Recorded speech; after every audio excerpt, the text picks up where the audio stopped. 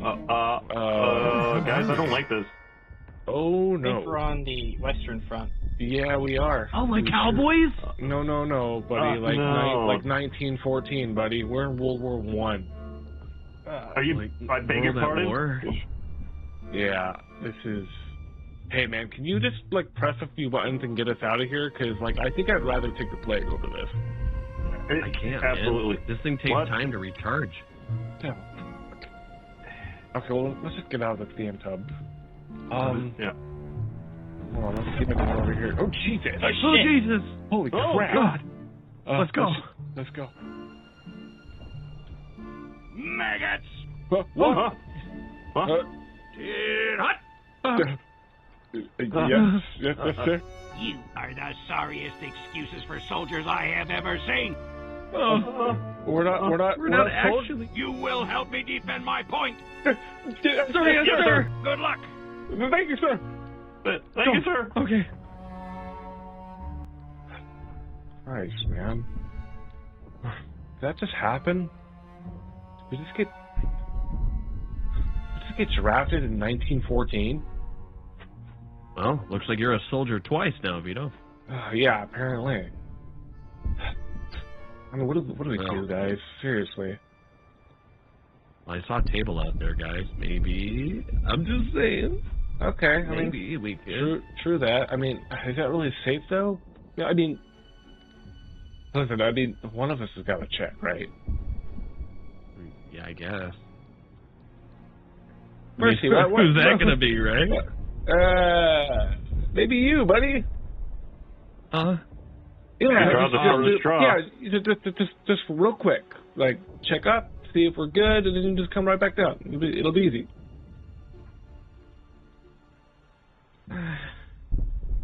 hey. You got this. You'll be fine. We're already dead. You can't get any deader than that. Watch your legs, Miss Reed. Let's get up there. Come on, up. Okay. What do you see? Anything? I don't really see much. There's like a bright, shiny little tiny light off the way distance. Oh, geez! Whoa! You good? You good? Get down from there. Get down from there. Okay. Jesus, man. Holy shit. You good? I don't know. What was it, like a sniper or something? Oh, I don't know, man. It's no man's land. It could be anything. Anyway, okay, as long as we keep our heads down, we probably are still good. I mean, Yeah, we're I mean, undead. What's the worst that could happen? That's true, and plus that table over there, it's low enough in the trench to where we won't have to worry about that, right? Yeah, look, man, we're the least people who have to worry about this shit right now. Let's get to filming, boys. Yeah, you said it.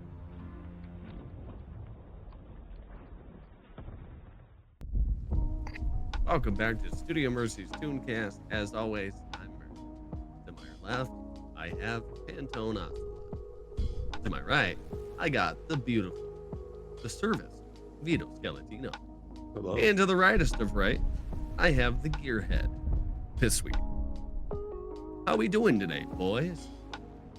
Well, I'm doing good. I mean, aside doing from this predicament, I'm okay. Yeah. Piss, what about you, homeboy? I'm doing fantastic. Pan. I'm doing okay. Thank you for asking. You're welcome. Anyways, guys, it's customary at this point. How the hell is your Pantone? How we doing, baby? My week has been well. I have finished up the school stuff, and now I just have a free summer currently. I'll keep trying to figure out what to do with it. Yeah. I'm totally with you. So, we actually just got summer break here, so we're getting kind of an influx of people, the establishment. But dude, so are you excited? Looks at you, man. You can fucking pick up a hobby or something. True. I have a backlog of things to read, like maybe All Quiet on the Western Front. Mm. Ooh. Very on theme. I was gonna say very. I Well, try to. Vito, my homeboy, how was your week?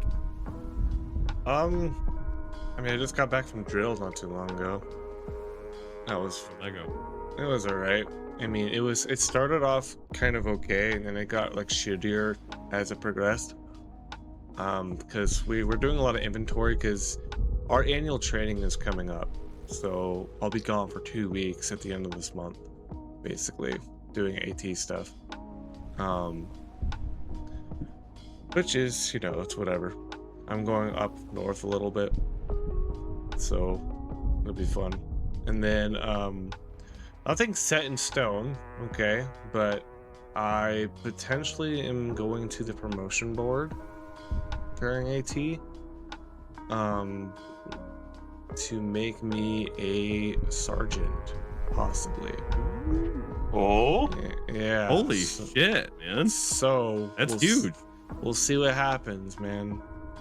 Maybe in the foreseeable future, you guys will have Sergeant Vito as your buddy. Oh my god. Bone camp real. oh my Yeah. gosh. Yeah, we'll see what happens. Like, I'm keeping an open mind, honestly. I'm just gonna make sure I'm up with fitness and all that, and I'm good. I mean, I have a really clean record so far in the military. I don't have any like weird shit. No like bad counselings. I have like 1 or 2 bad counselings, and it's usually just because like I failed a PT test or something like that, and that's nothing, right? Oh god. Jeez. Fucking hell. We're in a war zone. Whew, sorry. So, what wait a was it? What was I saying? That you were getting about promotion? Yeah. Oh, I wanted to yeah. ask you, man, when it comes to ranks, like, so you were E4, correct? That's correct. I was So, just gonna ask that. Yeah, so how did you jump from E4 to possible sergeant? That's crazy, man. That's awesome. Well, from E1 to E4, it's all automatic from tenure, right? So every like 6 months, you're guaranteed a promotion. Basically, it's like automatic, right? Anything past E4, you have to go to the promotion board for. The reason why I'm potentially going to the promotion board is because my NCOs and my lieutenant of our platoon, she's actually just moving to a new unit now. This was like her last drill with her, but they are considering me as NCO ready, meaning like I'm ready to move up and lead a small fire team. So that's why they want me to move up to sergeant. That's awesome. Dude, that's Yeah. so cool. Plus, I mean, one thing I also will say, right, is fun fact. If you don't know it already, I'm Seaburn, right? I'm a 74 Delta, so I do chemical stuff, right? I am the only lower enlisted Seaburn in my state. It's me. Wow. Yeah, Way to shine a spotlight on you. yeah, for real. And you know what's the fucking worst part too? During AT, I have to do a chemical class for the entire company. Oh god. Bro. Oh no, oh god. So I'm shitting bricks right now because I'm like, yeah, I can do that. Absolutely, sir, I can do that, right? And then we're like, sure thing, first sergeant. And then I'm like looking back at my old notes from AIT. I'm like, what the fuck, dude? How am I supposed to fucking do a class for the company? So I'm like, I'm kind of freaking. I have 30 days to figure out a curriculum, basically. I'm just like, Oh. I'm like, oh, A fuck. curriculum? Yeah, dude. I was like, oh, fuck me, dude. Like, Yo, I got it. Day 1, we are going to be sitting around asking questions, and I will answer them in a timely manner. I mean, I can tell them about mask confidence on how to don and seal your gas mask properly. I can maybe talk about DED versus DTD, which is detailed equipment decon versus detailed troop decon, stuff like that. Like, I can kind of start there, but it's also like they want me to teach how to use an M26 fucking decon machine, which is essentially just a fucking fancy ass power washer, basically. But also, like, the last time I used one of those motherfuckers was in AIT, and last time I checked, the ones that we have at our unit are fucking broken. Like they have tubes Yeah, missing and shit. So like, did you send me a picture of that thing? yes, Like, hey, piss, we yes, I did. I'm like, show me how to fix this, and I'm like, what? I was like, You I need was like, parts. I was like, I'm missing 2 parts of this fucking thing. This thing barely works. They're asking me to fucking PMCS that shit, which is preventative maintenance, right? And I'm just like, this thing is fucking deadline. Like, we can't use it. Like, and they want me to fucking take it out to the field and like do a class on it. I'm like, well, what's supposed to happen? Like, what? How am I supposed to? Oh Jesus! Oh god. God damn, bro. Dude, oh my god. Yeah, so, you know, they're asking me to take out this fucking M26 to the field, and I'm just like, sure, dude. And like teach the entire company like how to, I don't know, man. It's just, it's a lot. It's a lot. And then I was sick as fuck yesterday. So like the day after I came back from drill, I was supposed to go straight into work, but then I got sick, was puking, and I was like, all right, well, this has been a fun weekend.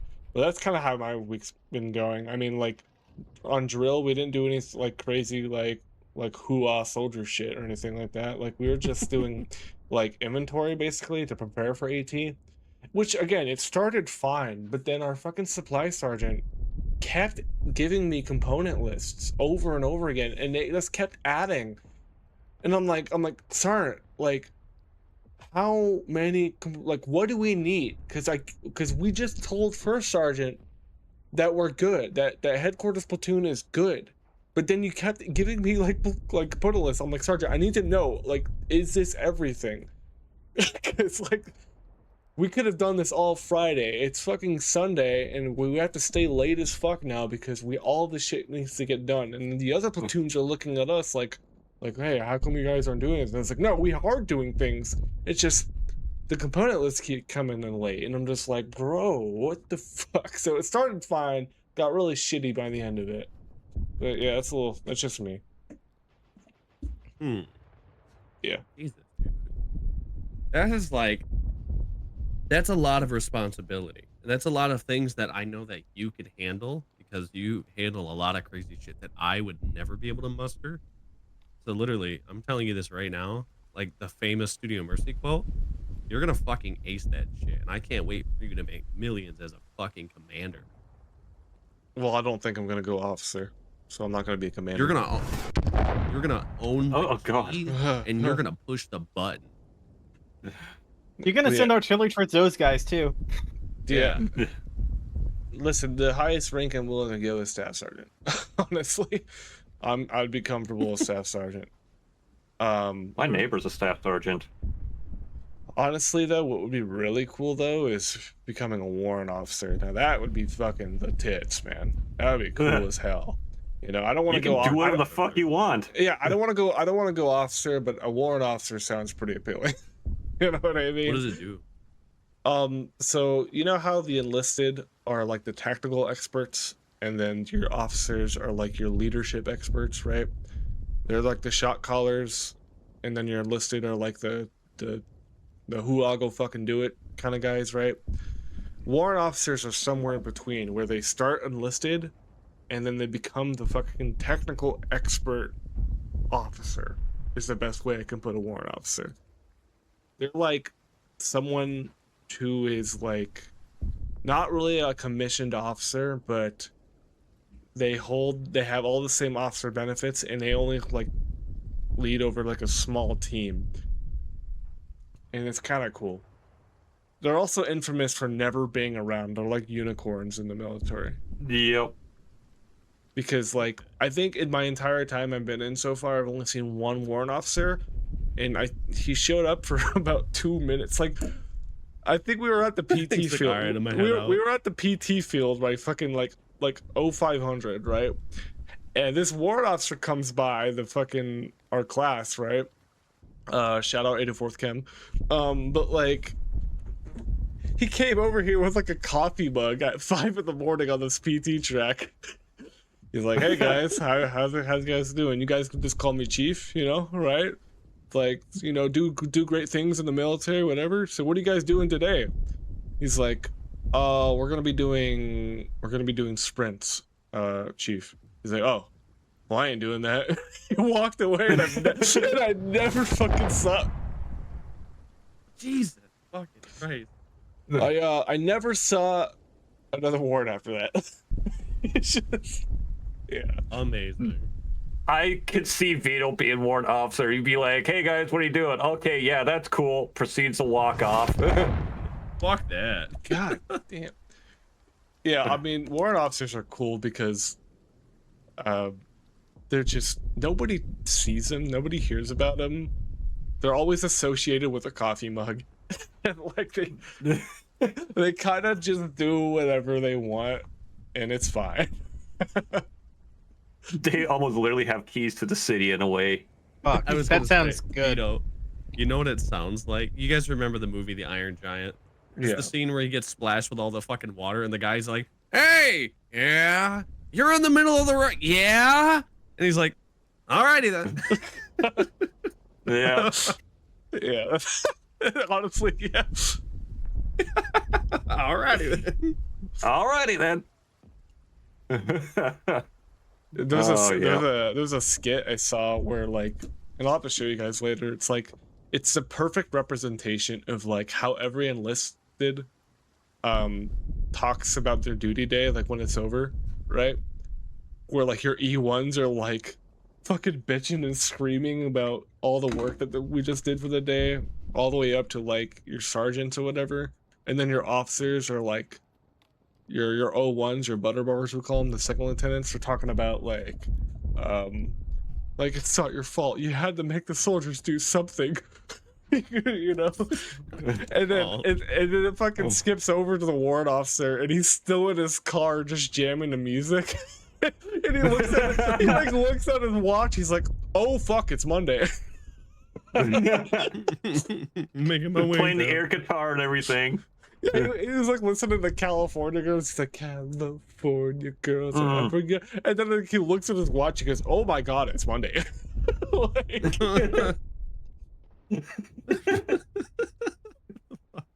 that's warrant That's officers. crazy. God damn. Yeah, they're awesome. That's wow. Oh, bless those guys. Pissmeister. How was Yeah. your week, man? My week, it's been pretty good and that stuff. Finally got that tractor all fixed up. It's ready to put out in the lot for sale and that stuff. Already had a few tire kickers look at it and check it out and all that stuff. I mostly just put my father's phone number on it. That's all his information to talk about it and that stuff. I just work on the stuff. I just crank and yank on it. Oh, Crank God, and that yank, didn't sound- baby. Yeah, We gotta yeah, crank cranking and yanking. yank it, and Yeah, thank it. hell yeah, baby. So- Just but- crank that hog. I mean, yank Just crank that it. hog. Just go, Yeah, you just know, yeah, just crank that shit. Yeah, Oh, just crank God. Just be cranking and yanking. it. Oh, Jesus Christ! What have I fucking started? Ah! Crank it. Anyway, I can't wait to pull this up in the editing footage and make it 2 times speed and hear this shit. Crank it, baby. Yeah. Oh God. But other than that, today was windy as fuck. I was out welding a platform out at the plant. The second part of the job was out in the wind. And of course, the welder that I wanted to use was a stick welder. And those are suited for outdoor windy environments versus a wire feed. I can get really in depth with it and all that stuff. Stick welder, more suitable for windy conditions. The wire feed is more for indoor conditions. But of course, the lead for my stick welder wasn't long enough for what I needed it for and that stuff. And I already have this welder in this whole unit in the back of my truck, and this platform suspends about 6 feet up in the air, and it's just like, yeah, that's not working. So, but other than that, went pretty good. Got things welded up. I had to time things, so as soon as the wind died down, I just start. Oh damn! God damn. Oh, I feel God. like they're getting closer sometimes, man. You're saying? Yeah. So I got the platform all welded up, got that done, and And also, I'm kind of working on like a small video, not really movie, but just a video clip or something like that. It's going to be like 3 minutes long, but I'm actually putting effort into this. I'm actually using a editing software, DaVinci Resolve. God, we love Da Vinci. DaVinci or Da Vinci? It's Da Vinci, but I was Da going to say, Vinci? it's like, did I DaVinci? pronounce that wrong the whole? Did I pronounce that wrong the whole fucking time? Oh God. Well, that's just the Minnesota man in me here. I always mispronounce things because I'm Midwestern. Is this a dialect? Yeah, you betcha. Oh yeah, betcha. Oh yeah. Oh, let me tell you something. Oh yeah, for sure. Oh yeah, for sure. You betcha. Yeah, you want No. the whiskey? You're going to have to work for it. Jesus. That's enough of you. Bring it. Anyways. But yeah, Dave's been doing pretty good. So Good, man. Oh, God damn it. I mean, really? Where the fuck? Ah, he goes, I'm gonna start right here. Ladies and gentlemen, I'm very proud of myself. I'm gonna, just take this moment to pat myself on the back because your boy has been officially 3 days without energy drinks. And I'm talking the can. Oh yeah. hell yeah. And let me tell you why. Guys, there was a product that I used to take a long time ago. It's called Thrive, okay? Basically a multi-level marketing product where it was like Avon. You became a seller. If you sold enough, you got boosted up a rank and you get more. Oh my God, it's a pyramid. But I will say, it actually worked. It was a pill. It was a vitamin pill. And then you took a subdermal DFT patch or DTF or whatever the hell. Damn! Oh my God! God. Oh my God! Oh! Why are we getting shelled Anyways. so fucking much? Okay, go Dude, on, they need man. to fix those coordinates. Jesus, oh, my ears are ringing. Do you think Anyways. you're aiming for that tank? Who knows, man? That thing's fucking broken, dude. I mean, it hasn't moved since we got here. Yeah, it's probably not even Well, operable target. anymore. Ugh, But- yes. Back on energy. So you take this, it's a 3-level system. Take the pills, the patch, and a milkshake. It's like a protein shake. And dude, it is literally the best. Guys, just to show you how much it actually worked, I went to bed at 5 in the morning one night. I took Oh, that jeez. pill, the shake, and the patch. I literally felt the best I've ever felt in my fucking life. I was like walking around like, and I'm still standing better than I ever did, and I'm like, wow, I've never felt that good in my life. Like my eyes weren't heavy like they usually are. Like it's insane just how you feel, you know what I mean? And so here's the problem. The price tag of this item is like 180 plus Good for a lord. month's supply. Yeah, it's pretty expensive. Oh, Didn't you say Yeah. it comes for from a like an month's MLM supply. thing? Yeah, it's like an MLM. But basically here's the problem. I can't afford that shit. That's the sad part. Is like you could clearly tell it's sketchy marketing. But Yeah. it worked. That's the thing that sucked.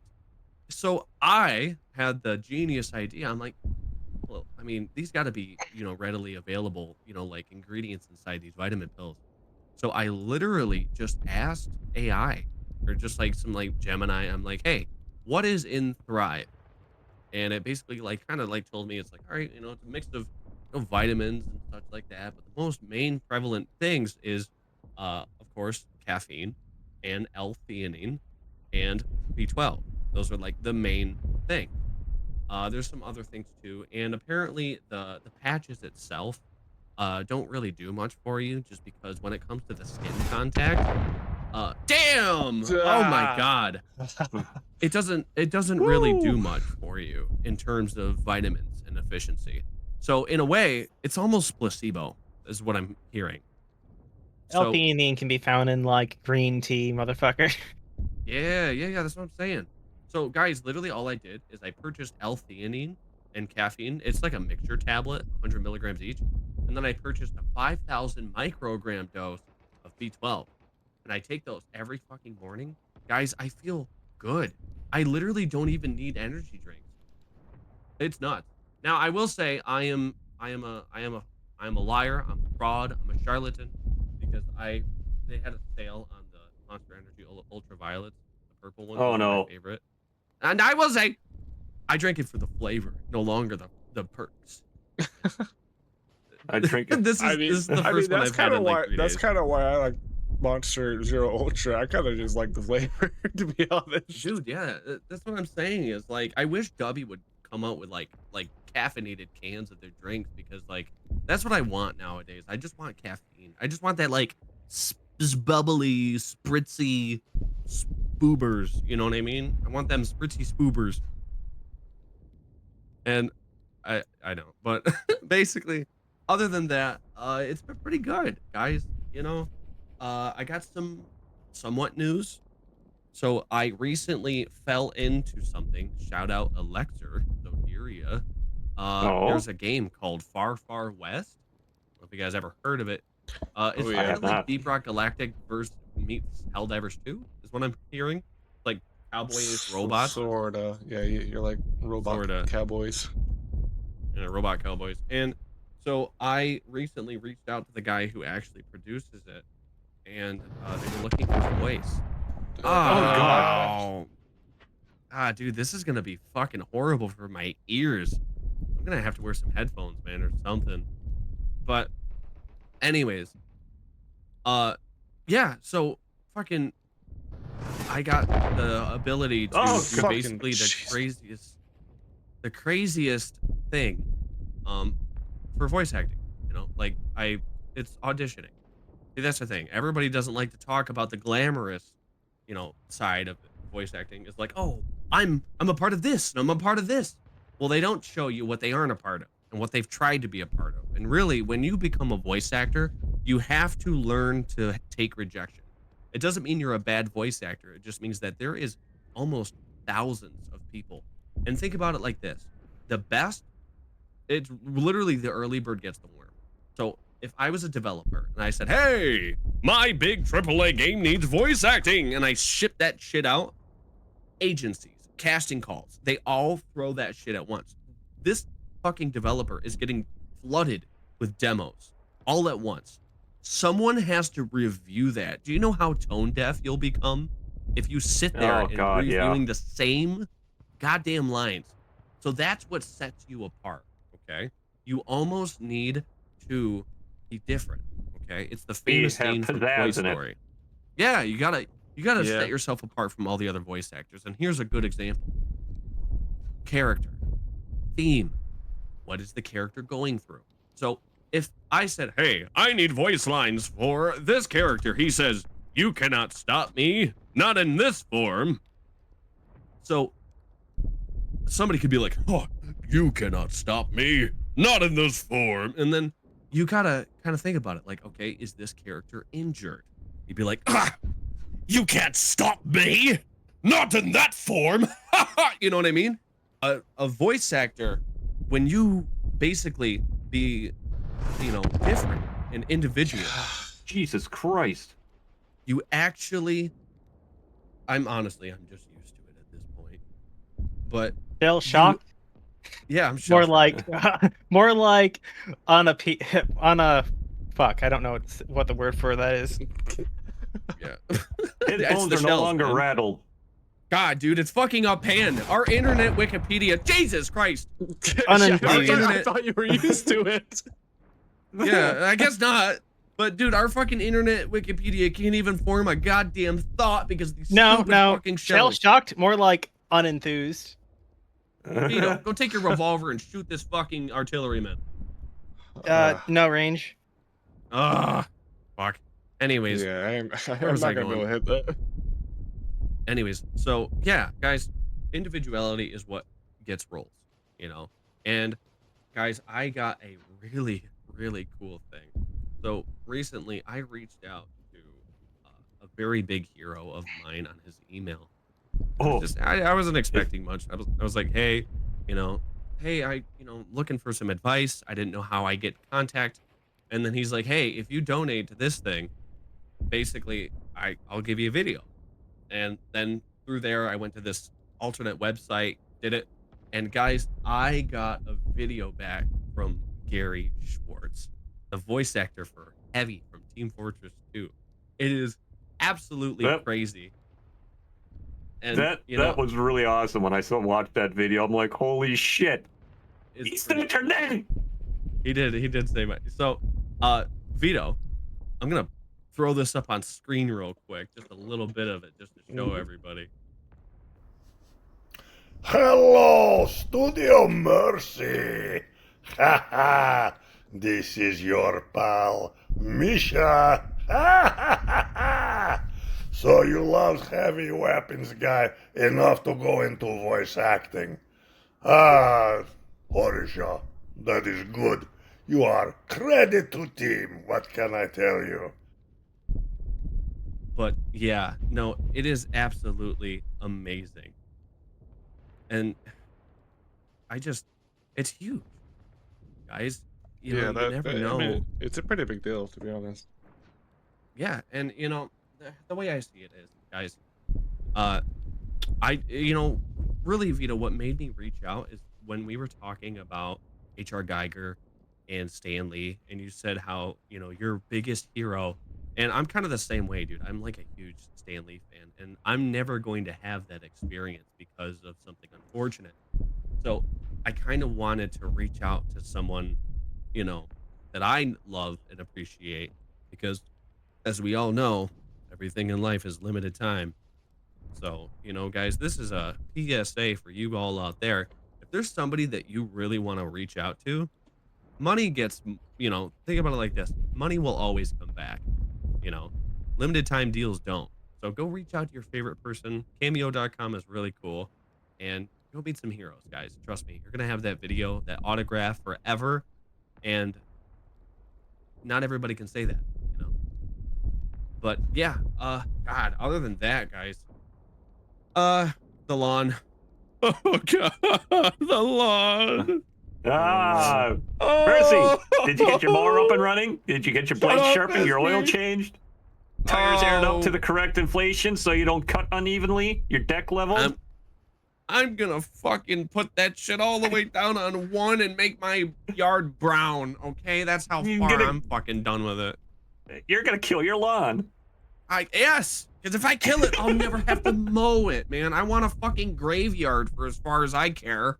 Jesus Christ. Oh my God. Grandpa, you did not hear that. I promise I'll mow my lawn. I wish you could just settle for like a clover lawn. Yeah.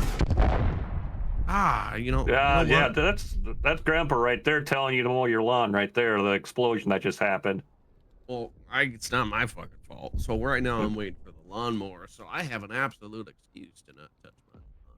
And even if I did, I'd make you mow it. Well, as long as you pay me, I'll do it. I'll pay you in lemonade and fucking, I don't know, whatever I have left in my fridge. Lemonade and what? Whatever's left in my fridge, man. Spoils of war, man. Come on. Yeah, I'll never forget it. Vito crashed the fuck out on me. I'm like, dude, can you help me with a fucking yard project? He's like, I am not flying all the way down to your fucking house to help you. I'm like, okay, I'm just a joke, man. That is my fear. Holy shit. I've been to You have a fear of a friend of yours across multiple states asking you to come over to Mo's lawn?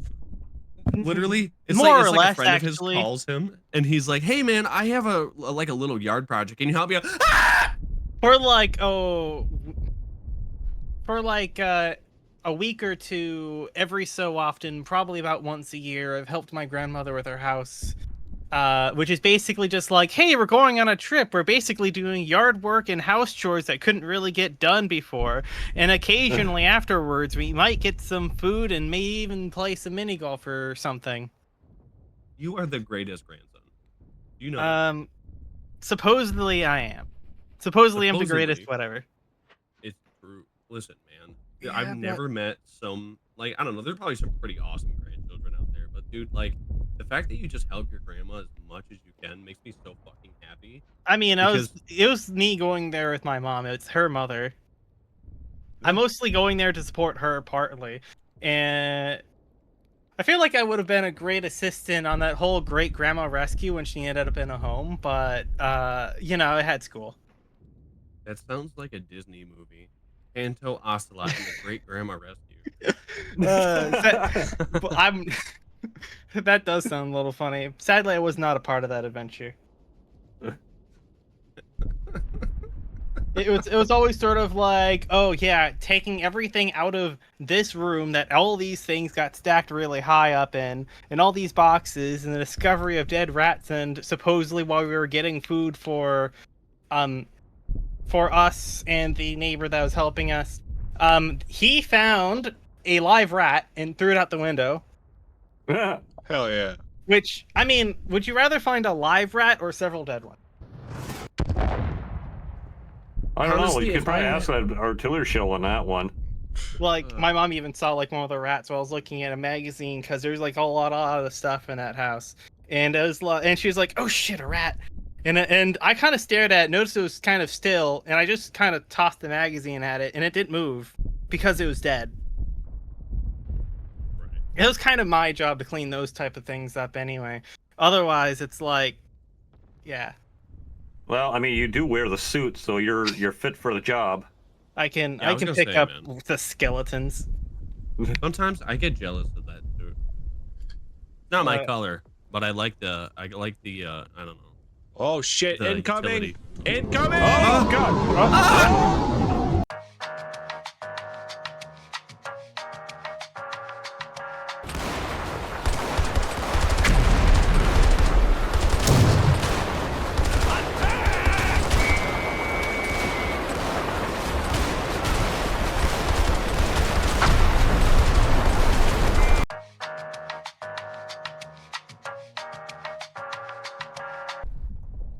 Jesus Christ, man. God. Oh my Uh, gosh.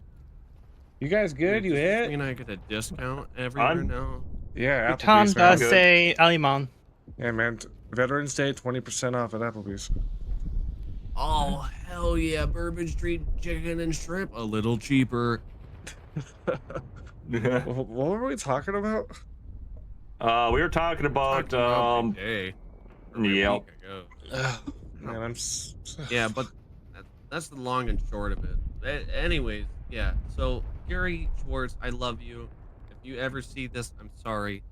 I could explain, but basically, yeah, you know, it become a voice actor. You know, you gotta, you know, I will say, like Gary Schwartz basically just said, you know, be good actor.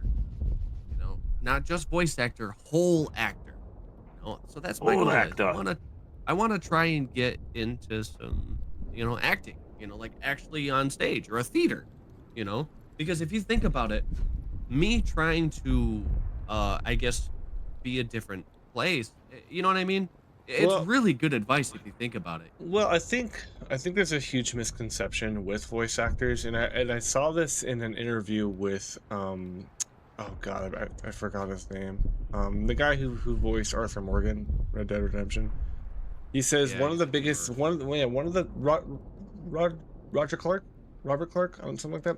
He was saying the biggest misconception is there's no acting in voice acting, but they mocap Absolutely not. all the fucking scenes basically. They're mocapping, they're becoming that person as they fucking like voice act basically. A lot of those scenes were mocapped not by just random mocap people, but by the people doing the voices. So they really had to get into character and become this person instead of just like sitting like blankly in front of a mic and trying to put on a voice. Like get in the mind of the person, you know. So yeah, I resonate with that. 'cause Literally, I saw like an interview on that. a good example of that, Vito, just to play off that, is the new Resident Evil Requiem game. The actor for Grace Ashcroft, literally, that's what they did. There's a famous scene where it's, you know, spoiler alerts coming up ahead, warning everybody. But the helicopter scene where Grace is in the helicopter with the girl and the pilot. There's a famous video. Just throw up a little clip of it right here, where they're doing it and acting it out in green screen.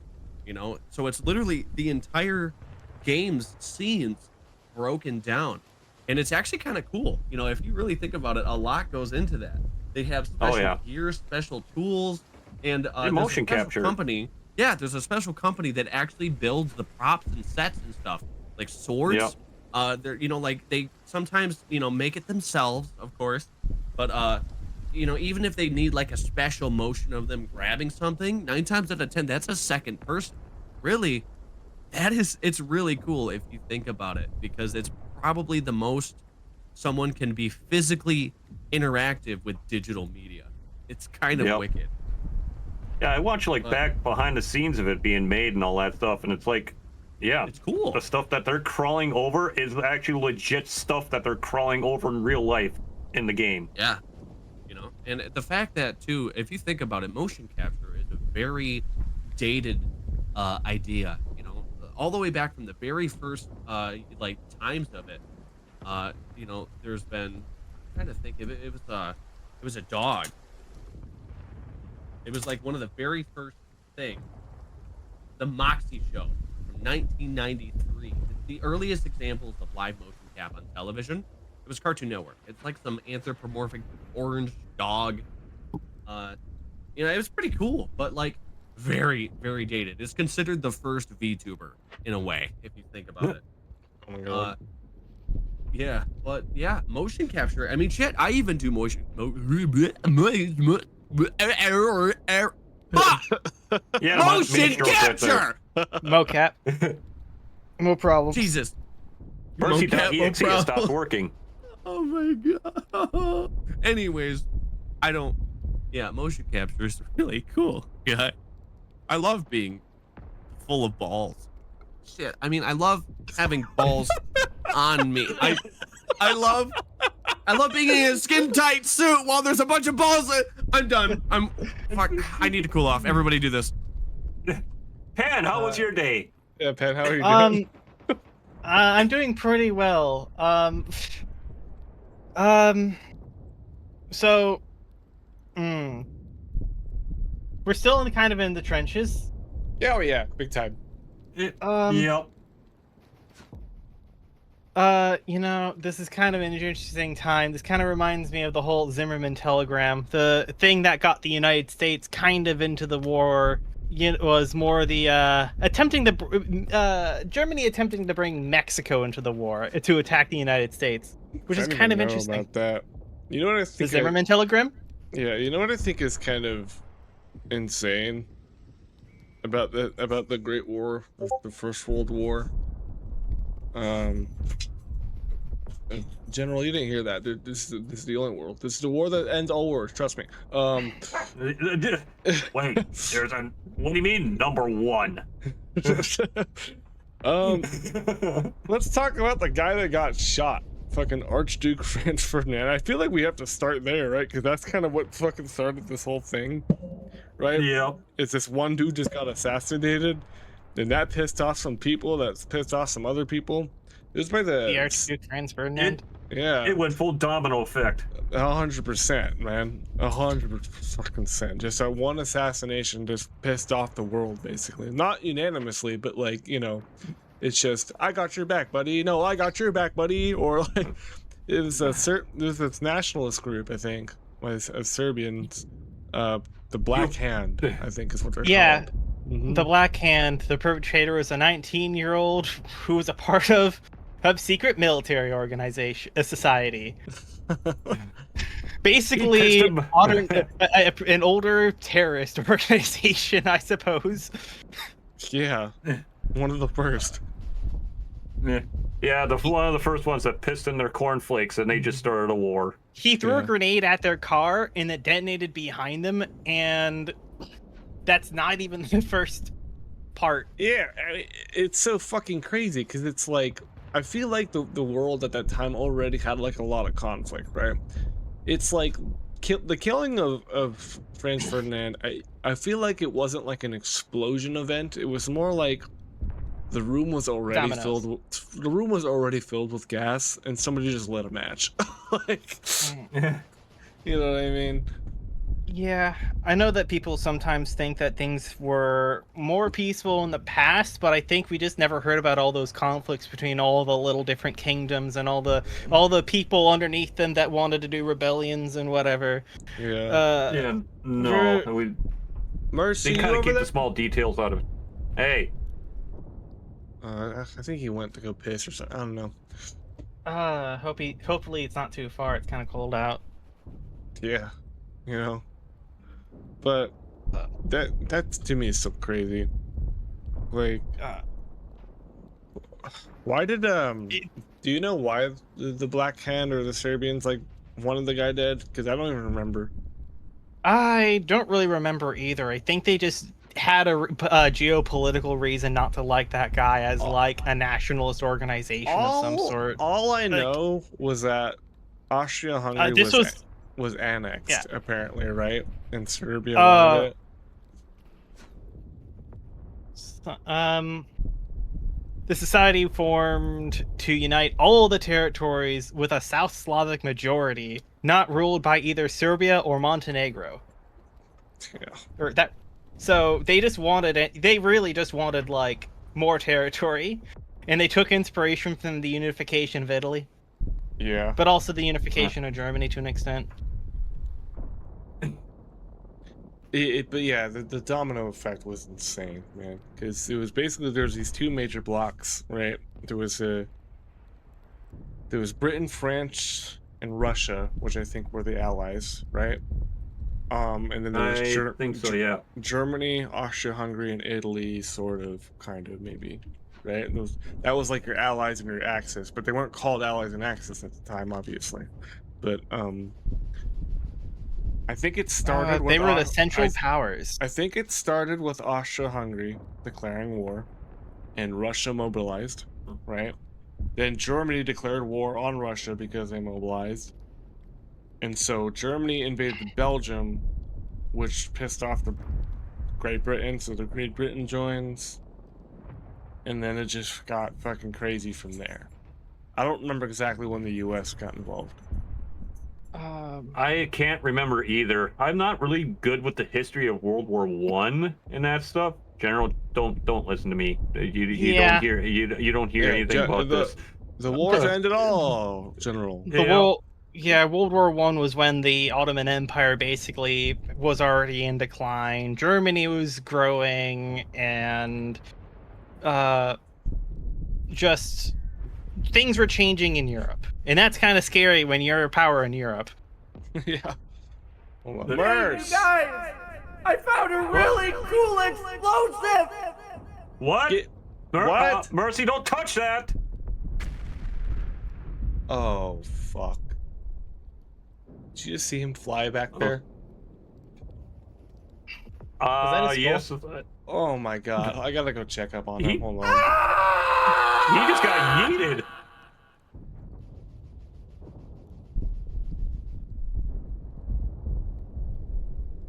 Mercy, you good?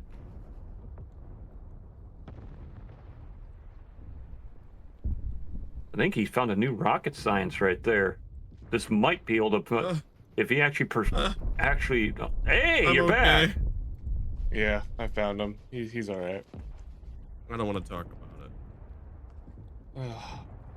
What is wrong with you, man? Look, man. Look, I've had a rough day.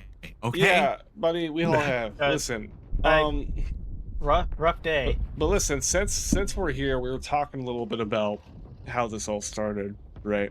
It's because one guy got shot, basically, Franz Ferdinand, right?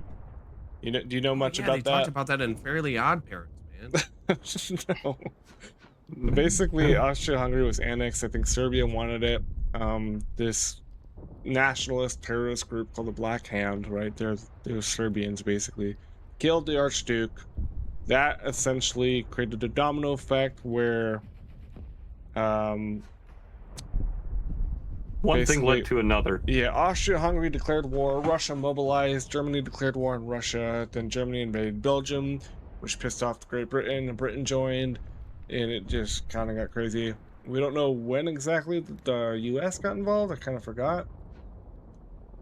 I mean, You know what's crazy about these alliances or these powers that were formed, like the like Britain, France, Russia, all right, is ironically they caused escalation instead of preventing it. You know, honestly, yeah.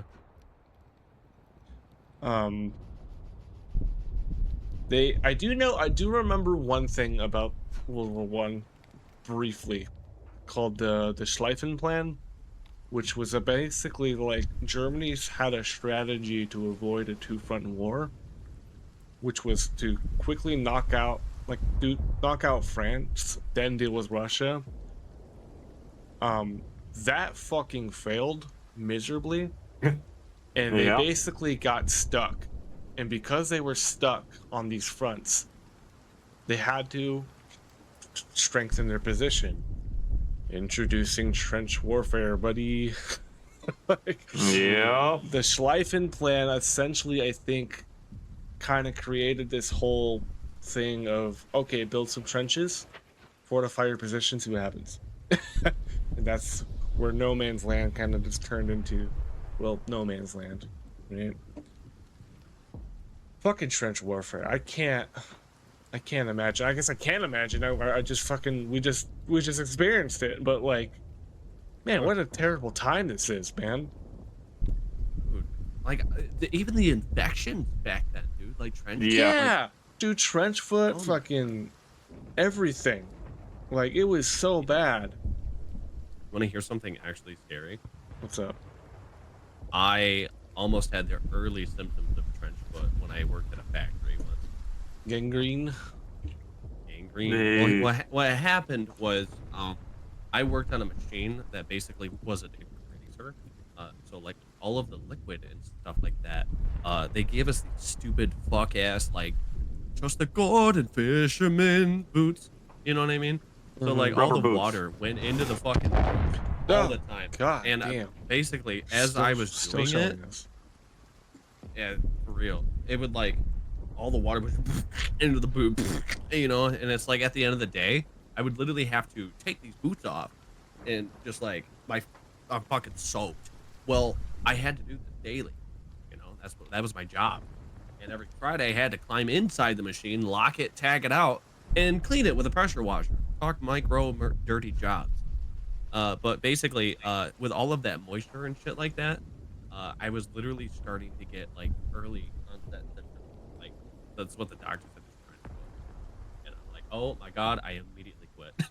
I immediately found a better job. It's funny though, because I guess I've always had a knack for voice.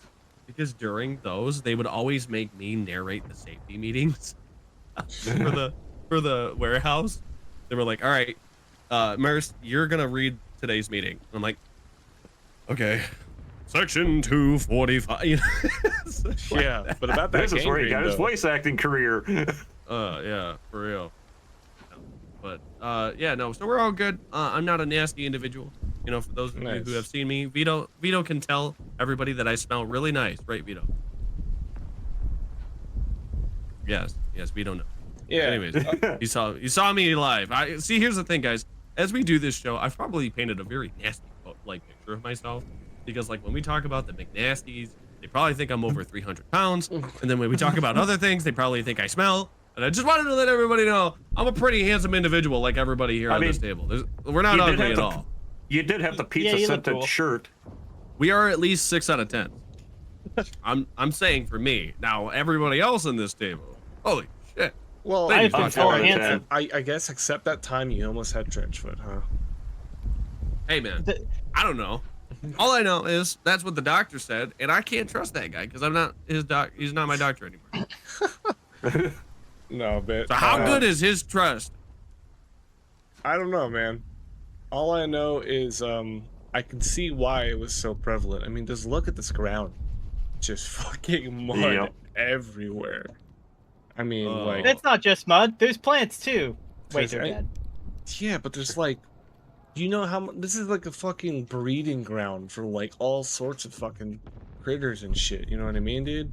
Like, not to mention, I think I saw a rat earlier across that trench. Like, dude, back in trench warfare, man. Like when the rations went low, Like, I'm pretty sure some soldiers went out of their way to. There's, see, I just saw one now. I'm pretty sure like our soldiers would go out of the way to like go kill a rat to eat it. Like, it was so bad. You know what I mean? Yeah. Like, You know, oh I have God. a genuine question. Yeah. Um, being from a culinary background, what did soldiers in World War I eat? It was K-Rats, was it not? Dude, I mean, well, no, they had actual food, obviously. You know, they Yeah. had, Yeah. No, but they I had mean, like, ration- what was the food? sausage, do you know about that? lot of sausage, pollock, grits, stuff like that. Oh yeah. I think you can actually find some people eating like World War One type foods now as like one of those MRE experiences. Basically, I think what it mostly made up of like the sausage, hardtack, grits, pollock, Well, I'm looking at it. I basically I researched Tinned it. foods. Bully Yeah. beef is what it was called. Salted canned corned beef was the staple meat ration, providing protein but lacking variety. It was called bully beef. Hard biscuits. That's what you're talking about. Hardtack. Chips biscuits. Makanoki. It's a tin stew containing a thin, watery soup with turnips and carrots, tea and rum, jam and cheese. But here's the thing: hot food was difficult to bring to the front lines, so soldiers often ate cold rations or used small, portable Tommy cookers. It's kind of like a Bunsen burner, you know. It's Yeah, honestly a good. they didn't have the luxuries of modern military. We have our flameless heaters we use now in our MREs, but like, I think that's Yeah. the era of field kitchens. yeah, Yeah, honestly. literally. I guess like the example of a Tommy cooker would be like if anybody's ever had like a catering event, like a wedding or something like that. You know how there's that little tiny candle underneath of the food Yeah. to keep it warm. That's the equivalent of a Tommy cooker. Also, they relied on food parcels from home to break the monotony of the rations. So sometimes, you know, your wife or whatever would basically pack you stuff. And did you guys see that they called them the guns? They had customized weapons with their wives on it. It was called the Sweetheart Grip because the M1911 had a clear like casing on it, so they would sometimes slip family photos beneath those. Oh sure. Yeah, it's really cool. I wonder if I could find a photo. I'd love to throw it on screen. I just can't imagine, man, being in this time period, being like a fucking young boy, man, maybe what, 16, 17, getting fucking drafted into this fuck ass war, dude. Like, it's terrible. I mean, you think about us, Yeah. right? There's 4 of us. 1, 2, 3, 4, right? And then maybe there's 10, 20, 50, 100, 500, 1,000, 10,000, 500,000, a million, 10 million, 22 million, 22, maybe 23 million people died in World War One. That is an astronomical amount of human life just fucking gone. Yeah. That is so crazy to me. Insane to me. You know what I mean? I mean, it really shows you the scale of the population of the earth, really, you know? Because even during that time, back in like what, 1914, 1916, right? We didn't have nearly the population we do now. So thinking about that, thinking about 22 million soldiers fucking dying, you know, across all sides, like, that is an astronomical amount of human life just lost. You know what I mean? I don't know. I just think, obviously, war still happens even today. It'll never stop. You know, as grim as that sounds. You know, war It's all will. conflict. Yeah, yeah. For as long as humans exist, there will be conflict. There will be armed conflict. You know what I mean? It's just a nature. Whoa. It's just like nature of Earth, right? But I can, at the very least, find solace that, you know, we're not in the position like all these fucking young soldiers were. You know what I mean? These fucking boys, man. These 15, 16-year-old boys sent off to go fight some other fucking dude's war. You know what I mean? It's just fucked up. It's crazy. Yeah. There's a song that I like a lot. Basically it's about that, you know. I mean, a lot of the Vietnam War songs are really kind of about that mentality. Mm-hmm.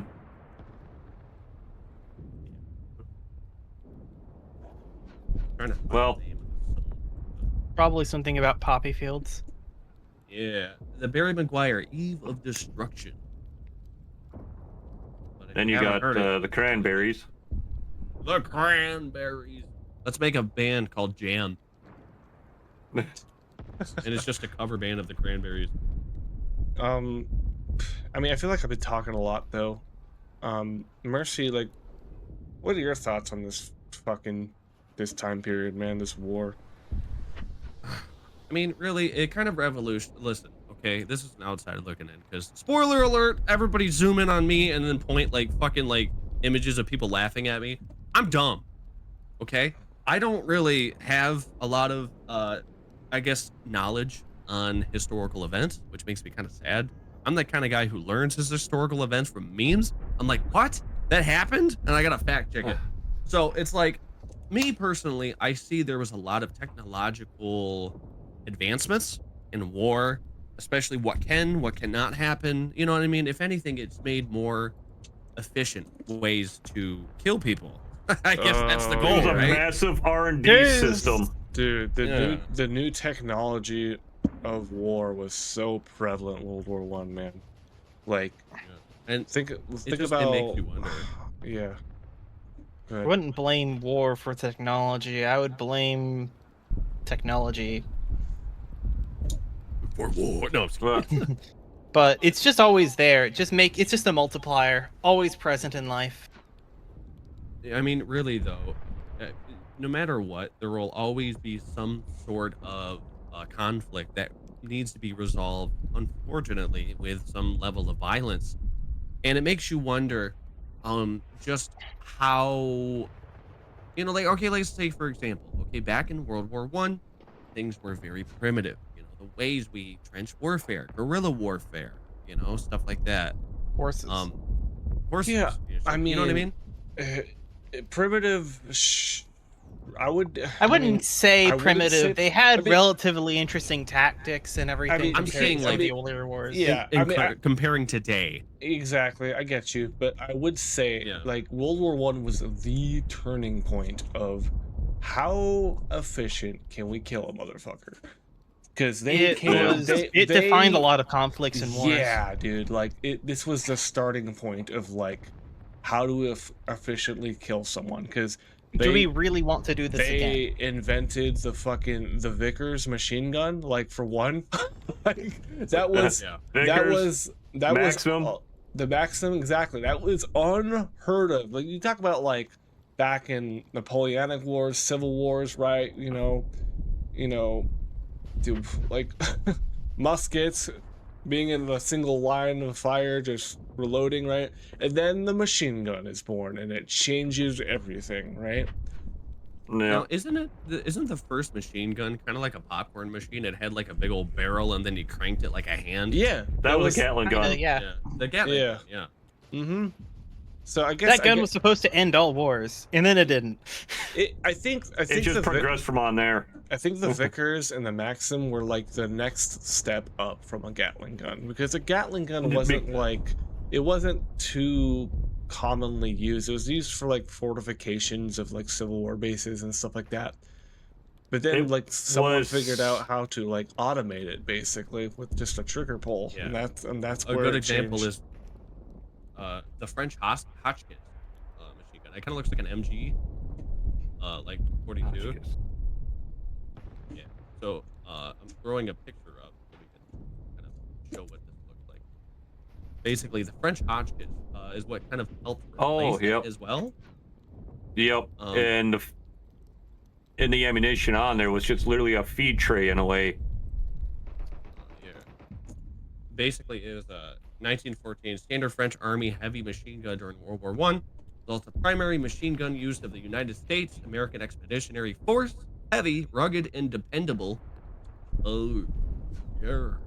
But the young Viennese nobleman, the officer in the Austrian army, Captain Baron Adolf von Oudkirk. Yeah, but yeah, so it's pretty cool. I love guns. Guns love me. Guns love to shoot. I like to shoot. That's pretty cool. We have a lot in common. Yeah. You know. So Guns like you. Yeah, I mean more. I- I mean more on the technical logical side of the advancement here for World War I. Oh, I mean this is my expertise a little bit since I'm a chem soldier, but fucking chlorine gas, mustard gas, yeah. oh, And then now we're Like, getting to the chemical this- part. dude. Nobody I think was ready for it, and I don't remember exactly who deployed it first. I think Germans did. I don't even remember, to be honest, but I remember like they didn't have really masks in the beginning of this conflict, but then they started using chemical weapons, and they're like, "Yo, we need to make masks." like imagine being the first to deal with that, and that's not even the craziest thing, right? Is that at some point all sides knew that chemicals were being used, right? So they all got outfitted with masks. But I think the thing that took like the big shocker that took everybody off fucking surprise here was when the British rolled in with the fucking Mark 1 tank. Yeah.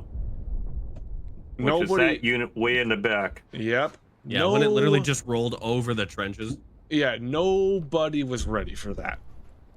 No one was. I remember like watching documentaries on it, and like enemy troops, the Germans, like the Italians, like They're like, yeah, holy dude. shit, an iron horse is coming in. Yeah, they're like, what the fuck is that, dude? It would roll over trenches. It would have side guns that would just fucking shoot motherfuckers, and they were like almost impenetrable, you know. Mobile fortresses. And then fucking aircraft. The first fighter planes were Jesus. The first fighter planes were being fucking deployed, dude. Like they involved into the first what we call dogfights now. You know what I mean? Bombing runs, shit like that. You know. You know, I wanted to tell you, Vito, before we get too far away from the chlorine gas attacks. Did you guys know this is actually true?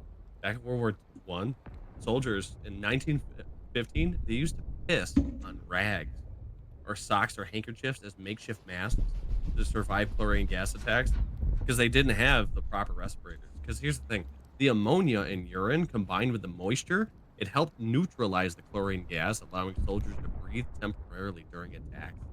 I wish I was joking. That's actually I actually did read up on that, and that was actually a thing.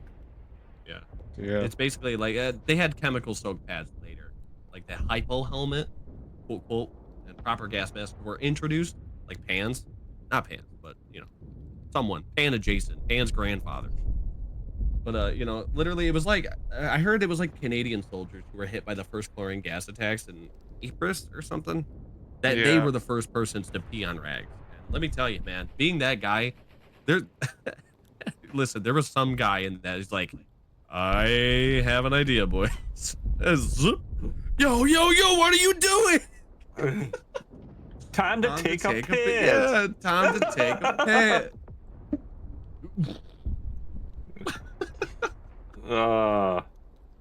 Yeah, imagine just, can you imagine just being that one fucking soldier that has to just be like, I got you now, American! Time to take a piss. Yeah. So again, this is kind of my expertise since this is my MOS in the army, right? But fun fact, nerve agents weren't a thing then. They were all blistering agents. So like you had your chlorine gas, obviously, your mustard gas, and then there was phosgene. Phosgene, I think, was responsible for a good portion of them. About 85% of fatalities were from phosgene. It was super hard to detect, and it was colorless. It's kind of like odorless. Yeah, no, it had an odor. It's not monoxide or anything. It's just like it had a smell to it, but it was so hard to detect because you couldn't see it, you know, stuff like that. And it would fill your lungs with fluid, basically. It was a really bad blister agent. People really like to focus on the mustard gas part. Like, mustard gas killed everybody. No, that really only accompanied about like 3% of deaths. It was your phosgene and your chlorine gas that basically killed everybody. Fucked up. Yep. Really fucked up. So, and Mercy, he hit the nail on the coffin here. If they didn't have water, they would just pee on fucking cotton pads, like, and they would just kind of makeshift something before they even used like masks. A lot of the time, people would use gas and chemical warfare really as a psychological thing. Sometimes, and I think that's what most of the mustard gas was used for, because mustard gas didn't kill nearly as many. It would irritate the shit out of you, but it wasn't super fatal. But people used mustard gas in the war to basically, it was a really potent psychological weapon. It caused a lot of panic, a lot of gas fright, they called it. Load them down and prevent them to advance and all that stuff. Yeah, mustard gas, contrary to belief, doesn't actually affect your lungs. I mean, when you think blister agent, that I think is the most true to terminology, because it would create really painful blisters on your skin, basically. Mustard. Yeah. But yeah, fun fact, yeah, nerve agents weren't a thing, like sarin gas, shit like that, those weren't really invented till like the 1930s. Like Novichok and shit. Oh, oh, listen, man. I don't know. This is just me being silly. But you think it actually did it taste? Was it actually mustard? God. Did it taste like mustard? No, it got that name from its color. Or I thought we made mustard too. Well, I guess mustard won. It didn't create like a yellow plume, but it would leave a lot of yellow residue. So that's, I think, why it's Jesus Christ, dude. Dude, I mean, I'm on that same yellow subject. Did you guys know that a lot of the women that actually fought in World War I, they had their skin turned yellow when joined the working forces, but those who worked with TNT saw their skin turn yellow as a result, as they suffered from like toxic jaundice. Kind of crazy.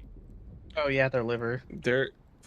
Fun fact, I'm pretty sure there were no women soldiers except for Russian. The Russian army. Russian army. Yeah, same thing from World War II. I don't think there was many. I mean, there were some female soldiers in World War II, but I think most of them were made up of Russian soldiers, Soviet soldiers. I've heard some people, at least during the Civil War and maybe even other countries, that the physicals that they weren't exactly very thorough. They mostly just counted your fingers and teeth, and then because you could hold a gun and chew your food, you could fight and die for your country. Yeah. Like Mulan, but scary. Pretty much. There was this huge belief in World War I that everyone would be like home by Christmas. There was a lot of overconfidence, really big underestimation of industrial scale warfare, like the tech we talked about. Get this, actually, surprisingly, it wasn't mostly Russia. Britain saw a massive shift in its workforce, with the number of women paid in employment rising from 3.3 million. So basically, they joined the British Armed Forces. Yeah, what I'm saying is there were no soldiers. Oh, yeah. There was factory workers. There was definitely women on the back lines working, shit like that. Same thing with World War II, but on the front, no, women were not sent to the front. Definitely not.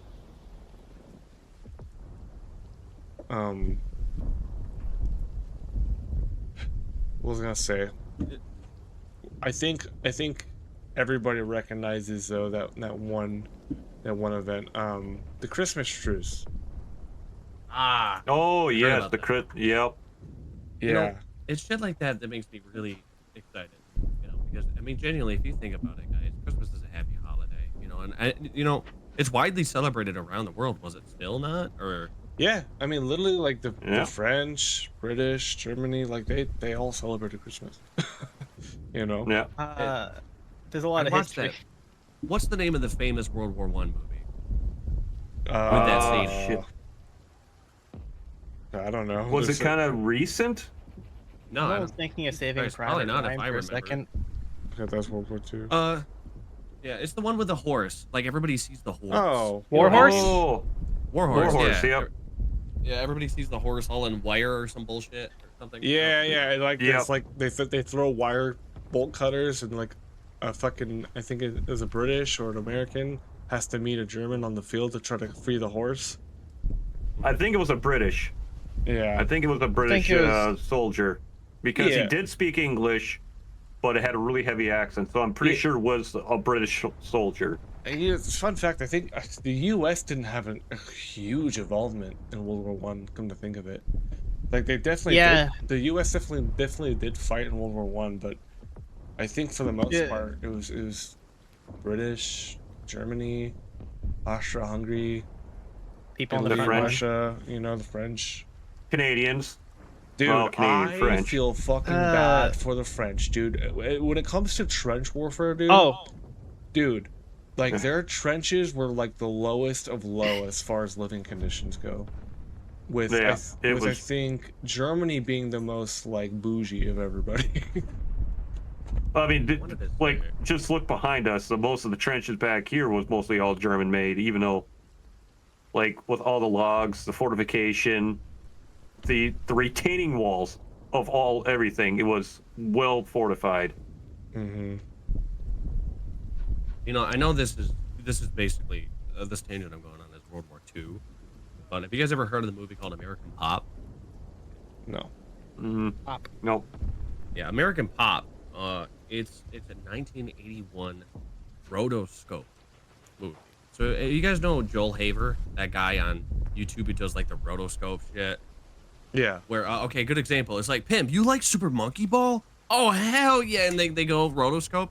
There's a whole thing. Well, there's a movie back in the 1981s where that was actually popular. And there's a really sad scene where they're like trying to sweep through a Nazi Germany town, and he finds a bar and he starts playing a piano all pretty and shit.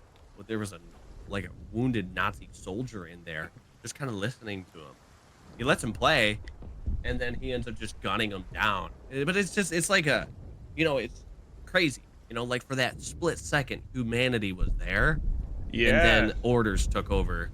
Exactly. Yeah. I mean, I think the Christmas truce is probably the biggest example of that, where like Hey, we're all human here. literally it was like Yeah. the biggest unofficial ceasefire I think the world has seen.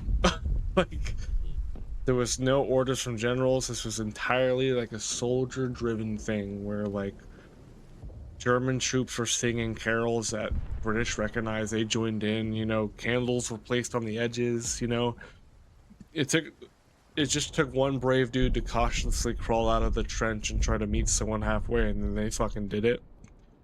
They Yeah. shook hands, they exchanged things like cigarettes and chocolate, which the other sides hadn't like seen or tasted before. Like I think the Germans shared the chocolate with some of the French Go or the get them, yeah. British, There's even some photos that exist today, I think, of the Christmas truce, of like war photographers, stuff like that. The most fucked up thing though was literally the next day, back at it. Back Yeah. at it. Yeah. And I think a lot of them knew it. But what was even cooler too is they took that opportunity to bury a lot of the dead between the trenches. Yeah. It is really just the most craziest thing. It's like the humanity took over for a little bit and said, hey, we're all human beings. Let's go take care of our dead. Let's go share some stuff. Let's go have a good time. It's Christmas. But tomorrow, I don't know you anymore. You know what I mean? Yeah. It's crazy. If you think about it, guys, have you ever played the game For Honor? Yeah. I haven't played it, but I've there's- heard of it. Yeah, there's a plot to the game, surprisingly. Basically, it is the war everybody forgot why. So basically, it all started out as like cataclysm. Something happened, natural disaster. It was fighting over water. And it was the knights, the samurai, the Vikings. And basically, over time, they would fight. And it's really cool. It's this really, beautiful scene or over time their armor changes, the trees grow, but they're still fighting the same fight. And then more people start, different weapons, different styles. And then finally, they're sitting there circling each other in that same thing. And they look down, and it's like the reason they fight, lost to the ages. And the blood is running through the water that they were trying to drink originally. And they called a truce, It's like, Jesus Christ. But then the villain of the game, Apollyon, shoots an arrow, fucking makes somebody fight again. Probably it's a stretch, but like Archduke Franz Ferdinand, that assassination basically piloting it back up. And, there's always some type of catalyst, like you said, lighting a fucking lighter in a gas room, Over time, there's just going to get more gas, until something insignificant or tiny, or in this case, fucking assassinating the Archduke of France? Yeah, that's pretty big. But, no, Franz Ferdinand. His name is Franz. France. He's from Austria-Hungary. Yep. Austria-Hungary. The man starving. But Shut the fuck up. Jesus Christ. Get this man a meal. Get this. You know what? That's it. I'm disassembling Italy. Don't worry, it's doing it to itself. Pretty soon I'll have to fish for my hometown. That's a pretty good example, though. I think, I think human instinct is really powerful, but why it didn't last is because, oh god, dude. As the war dragged on, bitterness and propaganda intensified. And things like that just couldn't happen again because more people died. The fighting got more. I mean, that happened. Jesus Christ. That happened in the first year of the war, basically. So, the illusion of humanity hadn't completely collapsed. You know what I mean? And then after that, that's when it just started to drag on, and it's just lost innocence, basically. That it never happened because on that scale again because the war dragged on, more people died, and nobody thought to shake the hand of the enemy anymore. More hatred just kept building up, and it was just fucked. I mean, it's been said before, I'll say it now, man. War is hell. It is fucked up. It is fucked up, man. Hoorah, baby. Hoorah. Guys, it's fucking genuinely insane when you think about it. We are sitting here, commenting on a war we never experienced with experience of future wars, and it just makes you wonder, like you said before, oh man, back in World War I, fucking this general behind us World War what? What? Yeah. What do you mean, what? I mean, the war to end all wars. You never know what's gonna happen, I mean, okay, let's talk a little bit briefly about modern war. So we're getting into some scary situations. I fear for you every day. We got some fucking crazy shit. Drones are getting more and more popularized. And, it makes you wonder what the modern, no title drop for Treyarch, but what the modern warfare is gonna be, And I mean, we're seeing it now in the Russo-Ukrainian war. They're using not to mention Russian-Ukrainian war, and also the info war related to Iran, and there's all a that lot other shit. I mean, war evolves basically, right? And it's at a point right now where nobody, even during Iraq, Afghanistan, nobody ever thought to use a drone in war. Now they are. So I think they called those UAVs. Yeah. Well, yeah. Sort of. They've evolved. But smaller versions to actually carry a payload and all that stuff, and disposable, cheap. There's this one video I saw of a guy in a tech conference setting. It's a fictional, and he's talking about the future of warfare. And what he does is he throws up a little tiny drone, and it hits. And the thing is, it's supposed to be. Right in the teeth. It hits the mannequin straight in the head, and that's kind of the setting when you can't have to be afraid to go outside because you have to worry about drones. Yeah. So, fun fact: in modern times, we don't really call them UAVs anymore. We call them UAS. It's an unmanned aircraft system because we don't know what it is, right? Fair. It's not really a vehicle. So I mean, like I said, like the wars are evolving with drones in mind now. So it's like people are using like thermal blankets to hide heat signatures, stuff like that. The Ukrainian people have these fucking basically a scrambler that they carry on them, basically, where it'll beep, it'll give them an alarm if it detects like something like a drone in their vicinity, and you could use it to scramble their systems basically and force the drone to land. They'll even get like video feedback of it. Really crazy shit like that, you know. So war is evolving, you know. We are considering drones now, stuff like that. And you know, and I can't say too much on the matter, but during basic training we trained against drone warfare. Like, it was fucked. Get your shotguns out. Well, now there is a company that's making some specialized rifle ammunition and stuff. I watched that on a YouTube of Grand Thumb, where they do more detailed videos on that. It's really interesting to watch, and it's like, shit, that technology is already being made and it's in the works. It's like you said, it's evolving. It's evolving. I can't wait for when Skynet takes over and the McDonald's like fucking booth that I can't figure out my order starts attacking me and beating the shit out of me in public and humiliating. It's like, take your card, you stupid bitch. I'm like, I just wanted a sandwich. You know what I can't wait for? What? To have more goddamn energy. Yeah. Absolutely.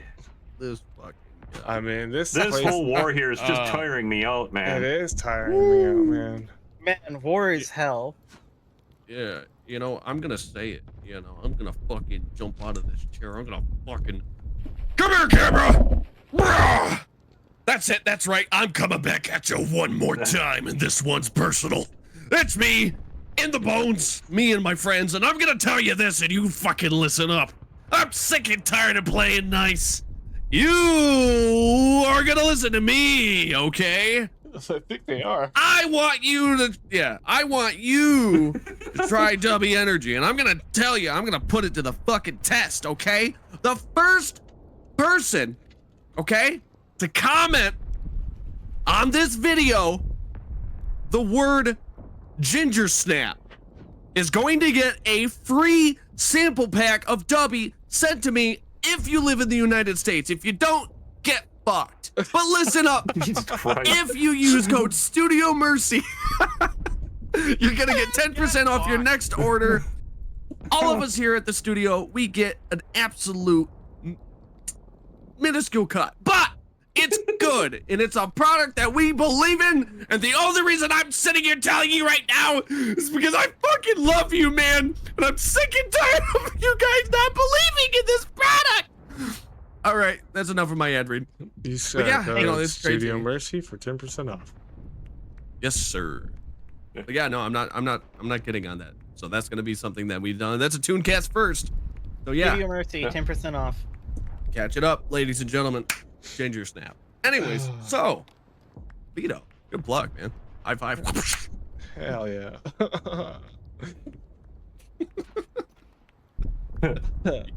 Yeah.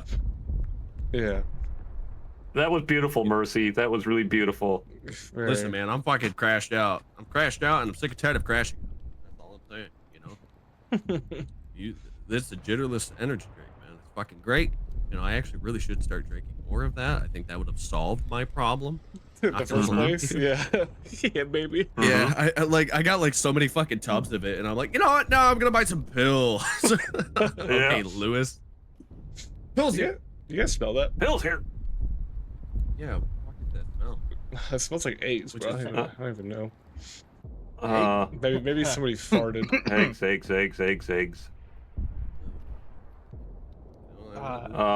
Wait, Sulfur? is it what I think it is? What? What are you? How are we smelling? That's a good question. Don't tell me. Yeah, I don't even know. Maybe it's that strong. I don't know. My nose is feeling kind of itchy. It might be. Does What, it did you burn? fart feel or like something? sneezing. Vito? No. Would you What's say up? it burns? Did you fart or something? Why? No, I can't fart. There's no way. Maybe the general That's did. rude. With respect, sir. It's a very commanding fart. It's farts aren't farts. They're like, hey! Oh, I don't Jesus. know, man. General, you okay? Yeah, he's fine. Are you good? Yeah, he's fine. He's good. He's good. Yeah. Okay. Listen, I don't know. I think our machine's probably charged at this point. Yeah. I mean, so closing remarks. You know, I will say, yeah, boys, that's a good closing. So, Pan, wanted to say, buddy, what do you think, man? What are your closing remarks? My closing remarks. War kind of sucks. It's probably one of the worst things you could put another person through as a civilized society. Yeah. Try to understand human beings better, and not shoot each other. It's only war if you want it to really be war. Yeah. I echo those words, man. As a soldier of the United States military, you know, I enlisted for a number of reasons. One, right, I want to set myself up for myself and Jazzy, you know, the benefits that come with serving. Two, obviously there's a sense of camaraderie there, right? You know, you have your soldiers at your unit are like a second family, you know. And people will say, like, at like job sites, right, where it's like, oh, we're a big family. Fuck, we're a big family, you know. It's everyone knows it's all bullshit. With the military, it's not. They're like my second family, the other soldiers at the unit, you know what I mean. We're dysfunctional as hell, you know, but I would, goddamn, I'm being dead ass when I say this. When it comes to my battle buddies, I would take a fucking bullet for them. I would, 100%. Mm-hmm. Any of Yeah, the privates, the specialists, my sergeant, my lieutenant, I would fucking take a bullet for them, you know, because there's a sense of like shared camaraderie around that, you know. So as a soldier, I'll say this much, right? Nobody fucking wants war. Nobody fucking does.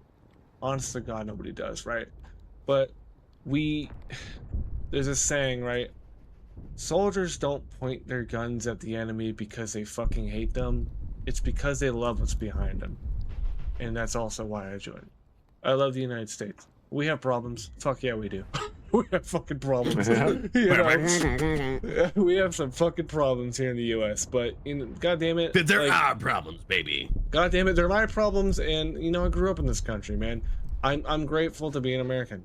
It is what it is. You know what I mean? There's a lot of like different third world countries out there that just don't have what we got. You know what I mean? So yeah, I don't know. That's all I'll say on the matter.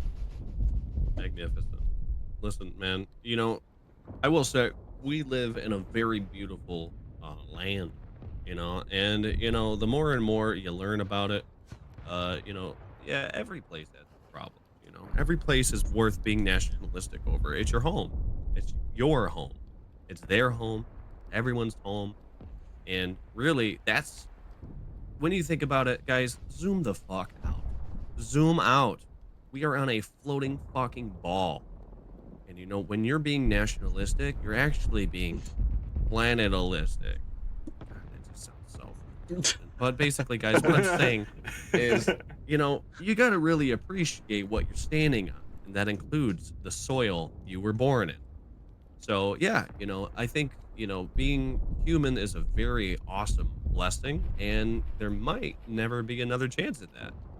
You know, I mean, look at, you know, we've talked about space all the way from every fucking tangible philosophical, you know, possibility, you know, and here we are sitting in literally the past talking about problems in the future. And really, guys, I just think that's awesome that no matter what you do, you will always go full circle, regardless of conversation. It's really cool. But piss me, my beautiful boy. That's me.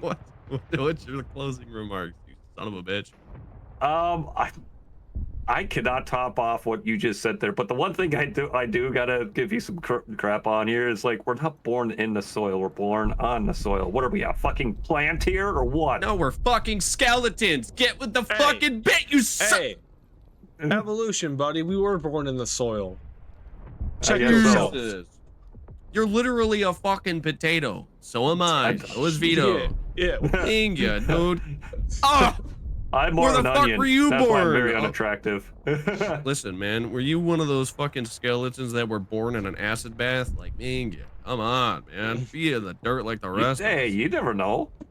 Hey, I'm gonna say this, guys. I know I've said this before off camera, but I think it'd be fucking metal as fuck. Is if I had an above ground casket with a glass case so people could actually see the decaying process. No. And then I turn into a skeleton. No, I don't know. But that's so scientific. It goes hard. Skeletons are end game zombies. Yeah, at the end of it, it would just be me in my purple jacket, and all the fucking bottom of the case would be my sediment. No, that would turn into a fucking your plant. Clothing would get fucking fucked up. No. Man. I mean, what is that, But- polyester? I don't know. Look, man, Piss it's a hell yeah moment on paper. No. My it's closing not. remark Don't- is. don't listen to him. My closing remark: war sucks. It always does, and it always will. Hell And- yeah, brother. But in the small glimpse of hope and all that stuff, enjoy the little things. That's what keeps you going. Mhm. Don't strive for the big things because chances Yeah, are it's fucking hell, like that no, big thing. my goodness. Yes, that big thing. That big thing is bad. That thing hurts. They hurt a Yeah. lot. But just enjoy the little things. That's what really gets me through life and all that. So Hell yeah! Don't listen to the fearmongers. Stop watching Fox News. It's fine. You're fine. You're fine. Ah. You're fine. Yeah. Like George Carlin always says, I wish the news was a black screen that came on at 11 p.m. and said, you're fine. And then you turn off your TV. yeah, God, that smells back. absolutely. Yeah. Is this yeah. So, well, Pan, what is your closing remarks? He already did. You already did? Yeah, dude. His closing remarks was you not remembering. You know what? Must be that gas I must be smelling. You know, all those artillery strikes, they haven't really been doing much damage, but what if they've just been gassing us this entire time and we haven't noticed it until now? Well, good thing Pan is safe. He's got that suit. Yeah, I'm not too confident about myself, though. So you think that machine's But, ready? Because yeah. I'm about to fucking get out of here. I know I'm Yeah, in the same here. suit, but that might Yeah. ruin my filters. Okay, all right. You guys want to ditch these helmets? Yeah, dude. Mine Yeah. was mega uncomfortable. Yeah. I'm about to take mine off. Oh, never mind. It took mine off. I don't even have to reach for it. All right. Oh God. Mercy, let's get the hell Alright. out of here, man. Got it. Yeah. Let's see where we're going. This time I'm gonna throw a little spin on it. I'm gonna hit Control Z, maybe Control Alt Delete. I'm gonna put it in full screen mode. No, I don't want to activate sticky keys. Then I'm gonna copy and paste it all over again. Okay. All right. Oh, hey, you did it. You did it, Mercy. Hey, you got it. Yeah. Okay. Well, let's Did I hear a dog? Let's get the fuck out of here. Yeah, fuck that is. There must be a dog in the trenches. Where's Wait, that no. to go? Whoa! Can we take him with us? No! You teleporter. Well, back to the front.